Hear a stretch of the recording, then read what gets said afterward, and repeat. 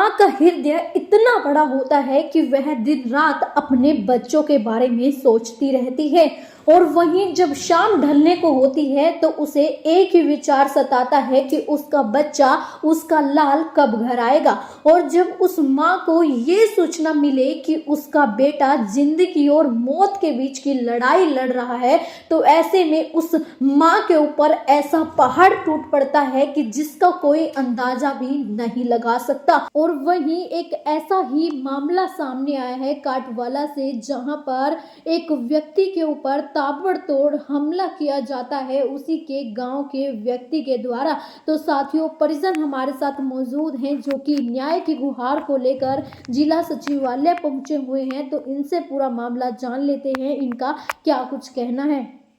नमस्कार सर। नमस्कार जी। सर, क्या मामला हुआ है, क्यों आज आप यहाँ पर पहुँचे जिला मेरे सचिव? लड़के का चोट लगी थी जी अक्टूबर के 10 ना जी 14 तारीख ना जी। तो आज लग कोई भी कार्रवाई नहीं हुई जी हमारे लड़के जी। तो लड़का जान से मार कर गिर दिया जी। इसकी MLR की रिपोर्ट है जी सारी जी। हाँ जी। प्लान के तहत लड़का मेरा किन्होंने मारा है सर आपके लड़के को? गाँव के ही लड़के है जी। अजय जी, अजय जी। बिल्ला है जिसका नाम। कहाँ का रहने वाला है वो? गाँव काठ वाले का जी रहने वाला। काट वाले का रहने वाला। उसकी उम्र कितनी? उसकी उम्र हो गई 35-36 साल की उम्र हो और गई। आपके बेटे की? उसके लड़के की उम्र है जी 20 साल के आसपास। जी। तो सर क्या कारण रहा है मारने का? मारने का कारण जो हमको पता नहीं जी क्या मारने का कारण। वैसे तो लड़का बोलता था जी मेरे साथ गांव के ना कुछ लड़के हैं जी जो यानी कि जात बरादरी के ऊपर छेड़छाड़ करते थे उसको। अच्छा। हाँ जी, लड़के को जी। तो सर कितने लोगों ने मारा है आपके बेटे को? लड़के ने बयान दिए थे जी। लड़के ने 3-4 लोग बता रहे थे जी। वैसे उन्होंने बिल्ले को पहचान लिया जी। जी। तो नाम पता है जिन्होंने मारा है कुछ? वैसे वो होगा तो हमने पता नहीं जी। लड़का कह रहा है अगर सामने आए तो मैं पहचान लूंगा जी। जी। हाँ, बिल्ला है जी, जो आ जाए वो बिल्ला जी, उसको पहचान। जी, यानी कि उन सब में से सिर्फ एक को पहचानते हैं, उसका नाम बिल्ला है। हाँ जी, हाँ जी, हाँ जी। जो कि आपके ही गांव के रहने वाले? मेरे ही गाँव का रहने वाला है जी। जी। तो सर आपके बेटे ने बताया नहीं कि क्या कारण है, क्यों उन्होंने इतनी मार?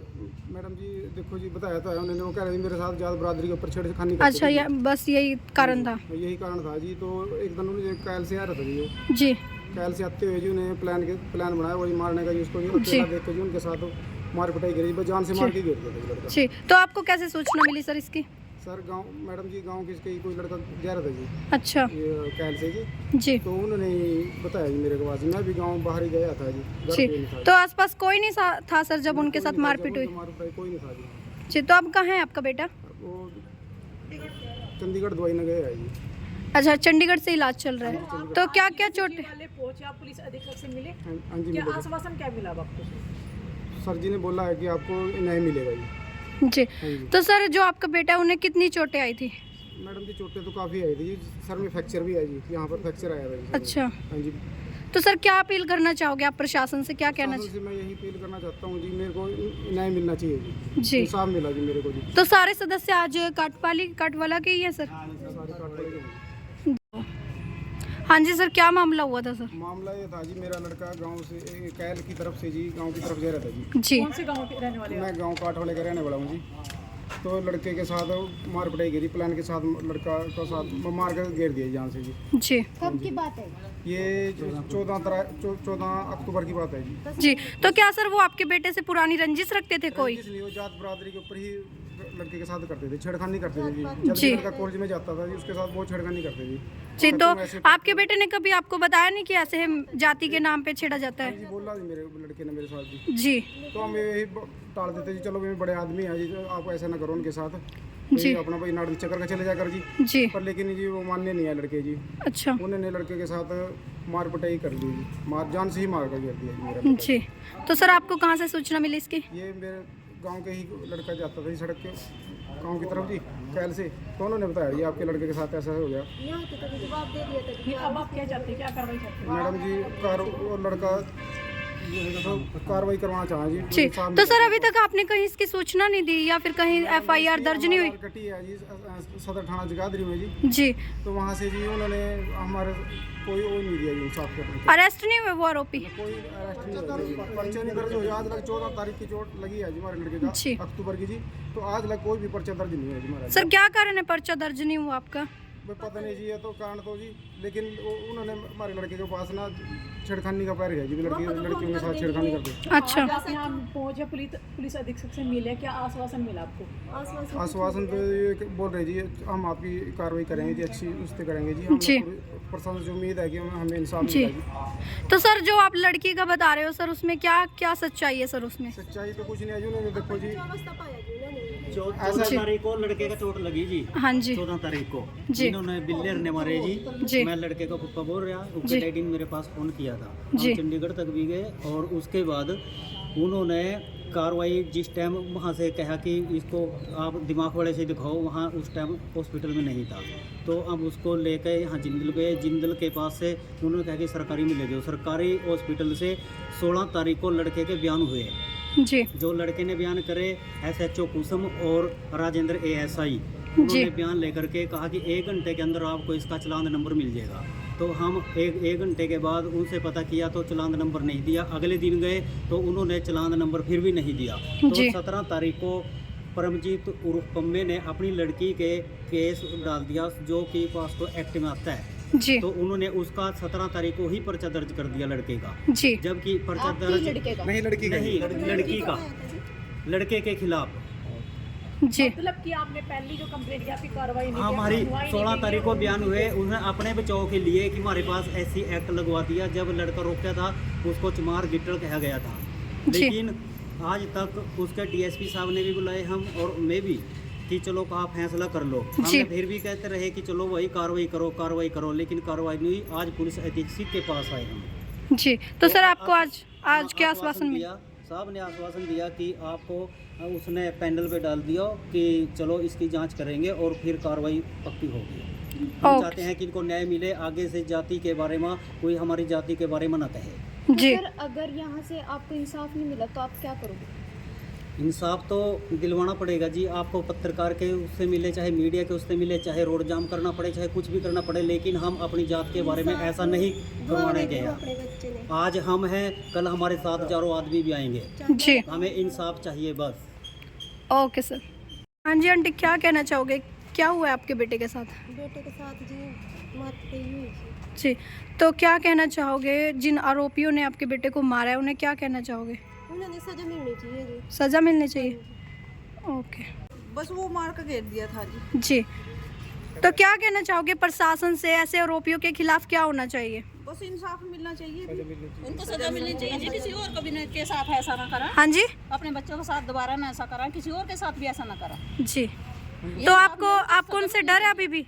हाँ जी, बॉर्डर है जी, हम तो उनसे बॉर्डर। डर तो ही भी है, तो क्या धमकियाँ देते हैं आपको? ये जो विवाद होया जात पात के ऊपर होया मैडम। अच्छा, यानी कि आपको जाति को लेकर? हाँ जी, जाति को लेके ये विवाद होया मैडम जी।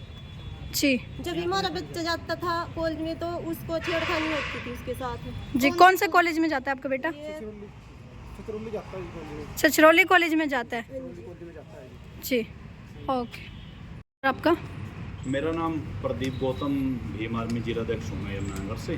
जी तो आज आपको पता है कि ये काटवाड़ा गांव के